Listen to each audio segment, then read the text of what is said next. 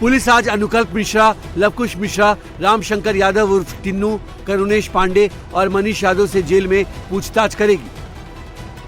मामले की जांच कर रहे सीओ अयोध्या आशुतोष तिवारी ने शनिवार को भ्रष्टाचार निवारण अधिनियम के स्पेशल जज रजत वर्मा की कोर्ट में अर्जी दाखिल की थी, जिसमें जेल में बंद इन 5 आरोपियों से पूछताछ की मांग की गई थी, जिस पर सुनवाई करने के बाद कोर्ट ने 5 आरोपियों से पूछताछ की इजाजत दे दी है।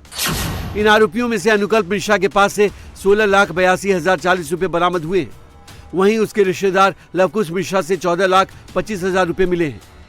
रामशंकर यादव उर्फ टिन्नू से पुलिस को 1 लाख रुपए कैश मिले थे। साथ ही करुणेश पांडे से 18,07,063 रुपए और टिन्नू यादव के भतीजे मनीष यादव से 2 लाख रुपए की रकम बरामद हुई थी। सूत्रों की माने तो पुलिस को इन आरोपियों की कई संपत्तियों और चोरी की रकम के बारे में जानकारी मिली है। यही वजह है कि पुलिस अब इन आरोपियों से जेल में ही पूछताछ करना चाहती है। इससे पहले पुलिस ने अविनाश शुक्ला से पूछताछ की थी। पूछताछ के दौरान अविनाश ने पुलिस को उस जगह की जानकारी दी है जहां ये सभी चढ़ावा चोर चोरी की रकम का बंटवारा करते थे। राम मंदिर चंदा चोरी मामले में अयोध्या पुलिस ने गिरफ्तार आरोपी अविनाश शुक्ला को पुलिस कस्टडी में लेके उससे 13 घंटे तक लगातार पूछताछ की और हर उस ठिकाने पे पुलिस अविनाश शुक्ला को लेकर गई जहां पर पैसे चोरी का बंटवारा होता था। इस वक्त हम 14 कोसी कला परिक्रमा मार्ग पर मौजूद हैं। ये आप देखेंगे, ये जो पूरी रोड है ये 14 कोसी परिक्रमा मार्ग है और इस मार्ग के बिल्कुल सटा हुआ ये पूरा जंगल का इलाका है। पुलिस की टीम अविनाश शुक्ला को लेकर पहले योग केंद्र गई और योग केंद्र के बाद ये जो पूरा खुला इलाका है, जंगल का इलाका है, यहां पर पुलिस की टीम अविनाश शुक्ला को लेकर आई। उसकी वजह यह है, सूत्रों के मुताबिक अविनाश शुक्ला और बाकी के आरोपियों से पूछताछ में यह पता चला कि राम मंदिर में शिफ्ट के हिसाब से जब ये लोग वहां पर पैसों की गणना करते थे और पैसों को चोरी करने के बाद अपनी जेबों में कैश और ज्वेलरी भर के जब ये निकलते थे राम मंदिर से, तो इस इलाके में आकर ये लोग मुलाकात करते थे और जो भी चुराया होता था उसका बंटवारा इसी 14 कोसी परिक्रमा जो इलाका है उसके इन खुले जंगलों वाले इलाके में किया जाता था, क्योंकि ये इलाका सुनसान इलाका है। यहां पर दोपहर के समय खास तौर पर कोई मौजूद नहीं होता। ये लोग जैसे ही मंदिर में अपनी शिफ्ट पूरी करते थे, आपस में पहले लाइनअप कर लेते थे कि 14 कोसी परिक्रमा मार्ग के इस खुले जंगल वाले इलाके में जहां पर चारों तरफ झाड़ और पेड़ मौजूद हैं, दूर दूर तक यहां पर कोई शख्स आता नहीं है। यही वजह थी कि ये लोग इसी जगह पर आकर चोरी किए हुए पैसे और ज्वेलरी को आपस में बांटते थे और बांटने के बाद यहां से फिर वो निकल जाते थे। डेली रूटीन इस तरीके का होता था। 2025 में जब महाकुंभ के बाद पैसों का फ्लो बढ़ा, इन लोगों की नौकरी लगी, उसके बाद सबसे पहले अविनाश शुक्ला ने इस जगह का चयन किया था, क्योंकि यहां पर दूर दूर तक कोई नहीं आता है। और सूत्रों की माने तो अविनाश ने बाकी आरोपियों की चढ़ावा चोरी में क्या भूमिका थी इसका भी खुलासा किया है। यही वजह है कि आज 5 आरोपियों से जेल में पूछताछ होगी और जिसके बाद इनके बयान भी दर्ज किए जाएंगे। जरूरत पड़ने पर आगे पूछताछ के बाद इनकी एक-एक करके पुलिस कस्टडी भी ली जा सकती है। इस बीच खुलासा हुआ है कि इन आरोपियों को अपने किए पर पछतावा हो रहा है। सभी आरोपी गिरफ्तारी के बाद जेल में बेहद डरे हुए हैं।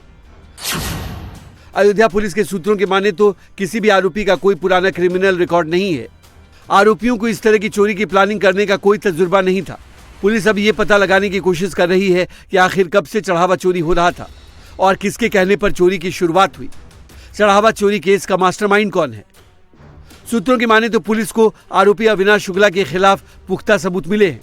अविनाश को चोरी करते हुए सीसीटीवी में देखा गया था। बाकी आरोपियों में से ज्यादातर के खिलाफ इलेक्ट्रॉनिक एविडेंस मौजूद है। वहीं दूसरी तरफ चढ़ावा चोरी के मामले में अयोध्या पुलिस चंपत राय के बयान दर्ज कर चुकी है। सूत्रों की माने तो अयोध्या पुलिस जल्द ही ट्रस्ट से जुड़े पदाधिकारियों से भी सवाल जवाब करेगी। अभी तक अयोध्या पुलिस ने गोपाल राव और अनिल मिश्रा से सवाल जवाब नहीं किए हैं।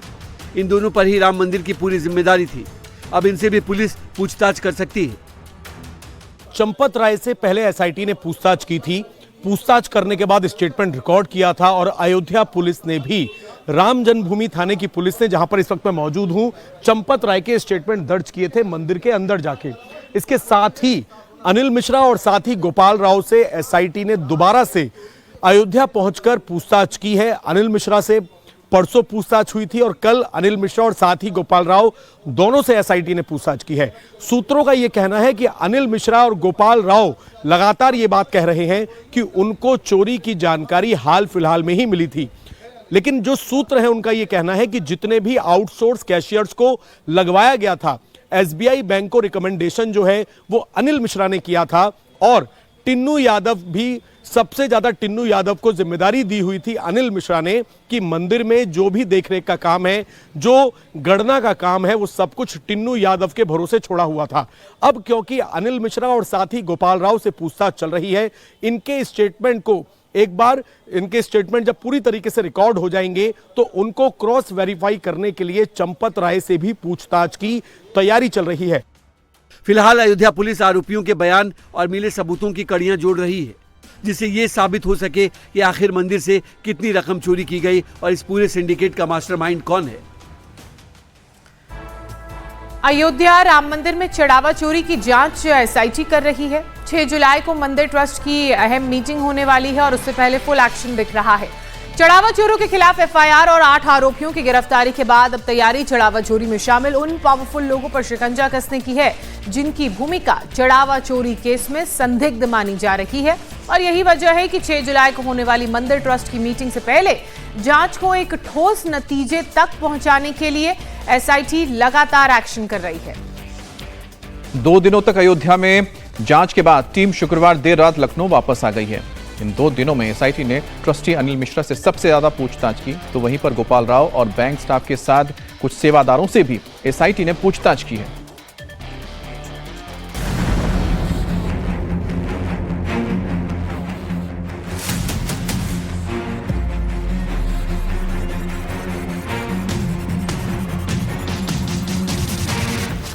चढ़ावा चोरी केस में कहां तक पहुंची जांच, किस किस पर आंच।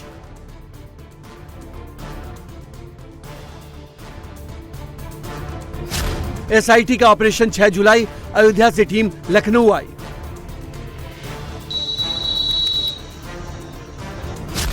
मंदिर ट्रस्ट की मीटिंग पर निगाहें, 6 जुलाई की बैठक में क्या होगा।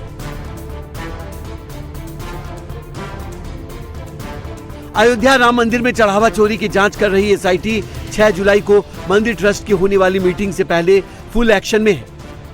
चढ़ावा चोरों के खिलाफ एफआईआर और 8 आरोपियों को सलाखों के पीछे भेजने वाली योगी सरकार की एसआईटी टीम अब चढ़ावा चोरी केस में बड़ी मछलियों को कानून के दायरे में लाने की तैयारी कर रही है।